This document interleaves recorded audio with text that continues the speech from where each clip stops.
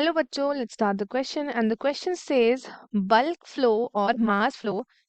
Bulk flow और mass flow पहला option can be achieved through root pressure, option B can be achieved through transpiration pull, option C can be achieved either through a positive hydrostatic और option D है more than one option is correct.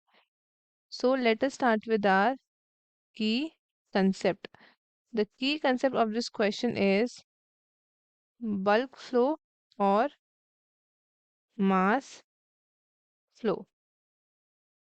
So अगर हम देखें bulk flow and mass flow तो circulation of blood हो गया हमारा,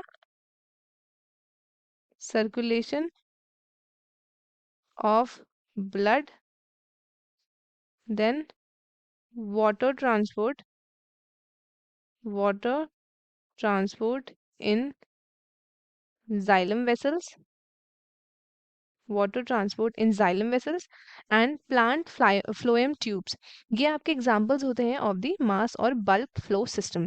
सो first of all let us know about कि रोल क्या है आपका मास और बल्क फ्लो सिस्टम का इन डिफरेंट फील्ड्स. सो जो मोशन होता है ऑफ द मटेरियल मैटर वो आपका होता है मास फ्लो. इसको हम क्या बोलते हैं? It is also known as mass transfer and bulk flow. Mass flow happen होता है in open system in physics and ये आपका मेजर्ड होता है as arising while moving over a certain boundary जिसको हम डिफाइन करते हैं by a flow rate and उसके क्रॉस सेक्शनल एरिया से. सो अब जो वाटर होता है, जो हमारा वाटर होता है, ठीक है, will then flow up into the region of less pressure. Less pressure वाले एरिया में फ्लो करेगा विया जाइलम. एंड जो हमारा मास बल्क और बल्क फ्लो है वो आपका मूवमेंट डाउन होता है एज अ प्रेशर ग्रेडियंट. और pressure gradient in plants observe करते हैं due to variation in solute concentration और आपका temperature gradient of substances in bulk या फिर आपके मासेस के अंदर. जाइलम एंड फ्लोएम जो है वो प्लांट्स में प्रेजेंट होते हैं एंड ये प्ले करते हैं सिमिलर रोल्स जैसे कि वेन्स एंड आर्टरीज प्ले करते हैं हमारे एनिमल्स के अंदर. सो हमारा जो है बल्क फ्लो, बल्क फ्लो बोल सकते हो या फिर आप उसको बोल सकते हो as a mass flow. Bulk flow कैसे अचीव होता है? तो bulk flow is achieve due to positive होता है क्या?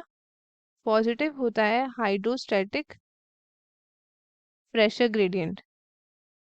हाइड्रोस्टैटिक प्रेशर ग्रेडियंट आपका पॉजिटिव होता है एंड ये कहाँ होता है? तो it happens in the phloem. And next होता है हमारा नेगेटिव हाइड्रोस्टैटिक प्रेशर ग्रेडियंट. ये आपका कहाँ देखने को मिलता है? It is visible in the xylem.